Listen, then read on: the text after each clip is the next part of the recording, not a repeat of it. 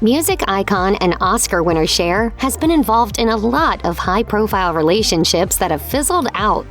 But she still believes in life after love. Here's a timeline of all of the men Cher has loved and gotten over. Prior to his marriage to Annette Bening, Warren Beatty was a notorious playboy. In 1962, Cher briefly became one of his many lovers, joining a list which also includes icons Twiggy and Madonna. At the time, then 25-year-old Beatty was in a relationship with his Splendor in the Grass co-star Natalie Wood, but that didn't stop him from picking up Cher, who was 9 years his junior. In 1988, Cher told Playboy magazine, "When I was 16 years old, I f***ed Warren Beatty, just like that. Of course, I'm one of a long list. I did it because my girlfriends were so crazy about him, and so was my mother. I saw Warren, he picked me up, and I did it. And what a disappointment! Not that he wasn't technically good or could be good, but I didn't feel anything. So for me, I felt, there's no reason for you to do that again." 1962 was also the year Cher met aspiring musician Sonny Bono at a restaurant in Los Angeles. In a 2010 interview for Parade, she recalled, "I swear to God, the moment I saw Sonny, everyone else in the room disappeared. He was the coolest guy ever." Their early relationship dynamics were complicated. They moved in together, but Bono insisted on keeping things platonic and told Cher that he didn't find her attractive. But things changed one night when he finally kissed her after a date. They married in 1964 and they welcomed their first child, Chaz Bono, in 1969. Their career as a duo reached its peak in the 1970s with their television show and hits like I Got You, Babe. But behind the scenes, Sonny was an overbearing partner. Cher told Parade, "He didn't want me to grow up or have any freedom. I wasn't allowed to do anything except work. We worked more than we lived." Cher later learned that Sonny was unfaithful during their marriage, and she contemplated suicide while they were together. Finally, in 1974, the pair split. Sonny's music career faded away soon after, though he pursued other lines of business before he died in a skiing accident in 1998. Cher gave the eulogy at his funeral. September 20th, 1973 marked the grand opening of the now iconic Los Angeles club, the Roxy. Unsurprisingly, Cher was in attendance and wound up sharing a table with Roxy co-owner David Geffen. Geffen was smitten. According to Tom King's biography, the operator, David Geffen, builds, buys, and sells the New Hollywood. He gave her his address and invited her to dinner the following night. By King's account, the pair were crazy about each other. They were engaged within a year, and Geffen showered his fiancée with extravagant gifts. Ultimately, however, Cher left Geffen for Gregg Allman of the Allman Brothers Band. At the time, Geffen was so devastated he threatened to take legal action. Eventually, however, he seemed to get over it, and by the mid-90s, he had come out as gay. On June 30th, 1975, 4 days after finalizing her divorce from Sonny Bono, Cher married Allman Brothers band member Gregg Allman. However, Allman's erratic nature made the relationship a rocky one. According to Rolling Stone, Allman had passed out from heroin use in the bathroom on their first date. Cher gave him a second chance, but his substance issues continued throughout a relationship which included a divorce, a remarriage, a child, and an album collaboration. By the late 70s, Cher was burnt out.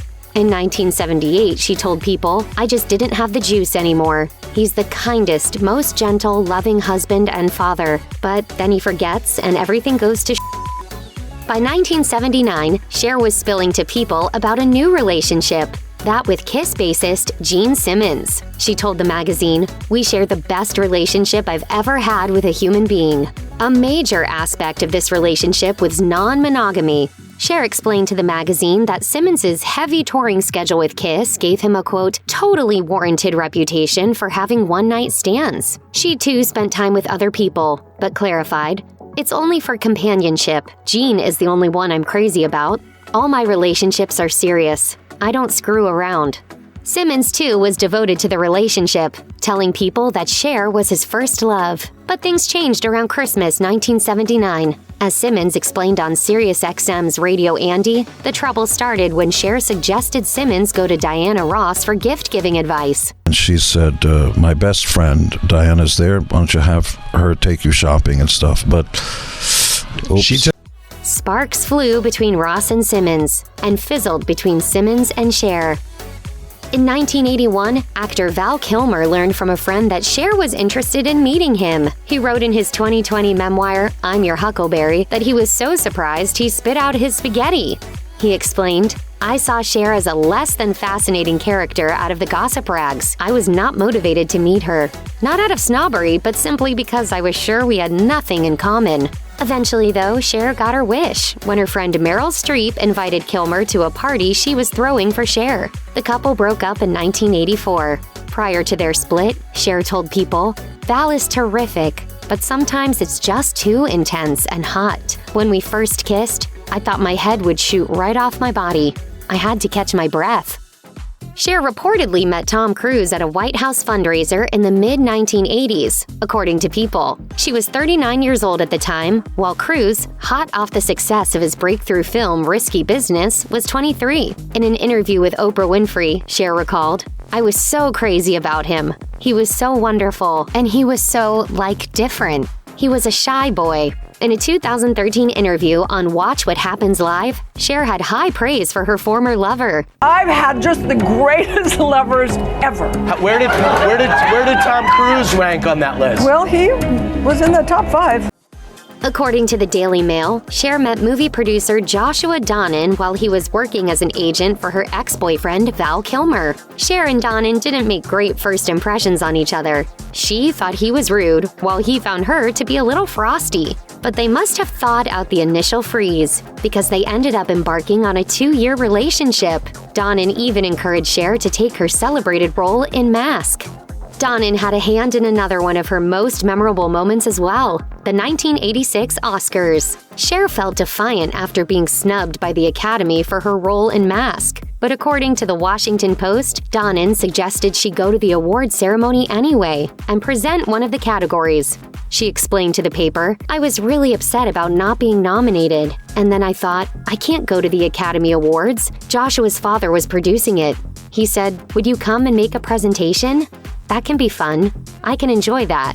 But I thought, I'm not going to go in a little black dress. I'm going to go as the me that they didn't like. Cher showed up in an iconic Bob Mackie ensemble and made Oscar history. Although she and Donen eventually called it quits as a couple, the pair remained friends.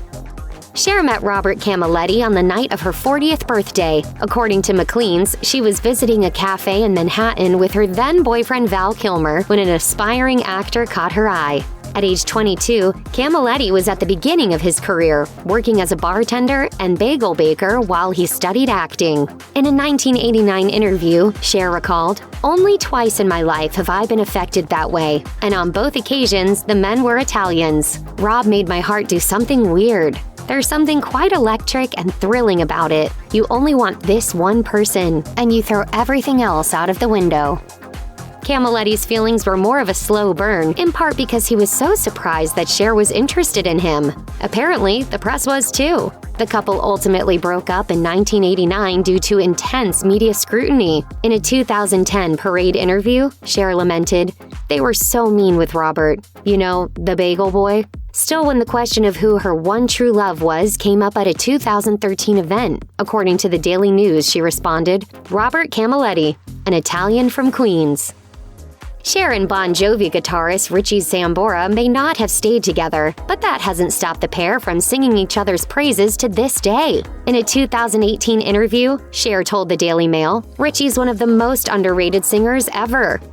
Sambora credits Cher, who he lived with in the late 80s, as an influence on both his music and his fashion. In 2011, the musician debuted a fashion line he co-designed with Nicki called White Trash Beautiful. In an interview for Racked that year, Sambora cited Cher as a major inspiration. A turning point for me was when I was about 28 years old and I started dating Cher. She taught me a lot. She taught me how to put things together. You shouldn't wear this with that, what was right for the occasion, because when you're a kid, you don't know that kind of stuff, especially when you're a man. Then, in 2015, Sambora paid homage to Cher by releasing a cover of Sonny and Cher's I Got You Babe on the song's 50th anniversary. He told the Daily Mail, it's a tribute to one of the greatest ladies and Sonny's incredible artistic talent. In a pairing that likely involved ample amounts of leather and drama, Cher dated former Hell's Angel member Tim Medvetz. The duo met in 2008 through friends, according to the Daily Mail, and bonded over a shared love of Harley-Davidsons. Unfortunately, their mutual passion for motorcycles was not enough to keep them together. According to the Daily Mail, they fell apart in 2010 due to Cher's busy touring schedule. After a brief relationship with TV writer Ron Zimmerman, however, Cher found her way back to her road warrior. There were rumors that the two had plans to marry, but a rep for Cher assured E! News that this was not the case. Eventually, Cher and Medvetz fizzled out once again, this time for good. In 2010, between her breakup and reunion with Tim Medvetz, Cher dated comedy writer Ron Zimmerman, who was 12 years her junior. During an interview with Jay Leno, she joked, "He's the oldest man I've ever dated." The singer revealed she met Zimmerman the new-fashioned way, on Facebook. She explained, "On my friend's page, there was this really funny guy who said the weirdest things, like under religion it said Zeus. He's very strange, but the funniest person you ever met." She reached out over Facebook and romance blossomed, although by 2012, she was back together with Medvetz.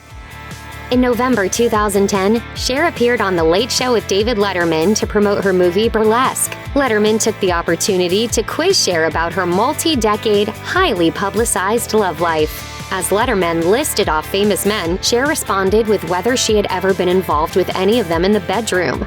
She confirmed her history with Warren Beatty, Tom Cruise, and Gene Simmons, but vehemently denied any entanglement with singer-songwriter Michael Bolton. As for rock star Eric Clapton, Cher said she had slept with him once. The Daily Mail speculated that the one-night stand took place in 1995 when they worked together on the charity single Love Can Build a Bridge. Even for Cher, there are a few that got away. Elvis Presley? And almost.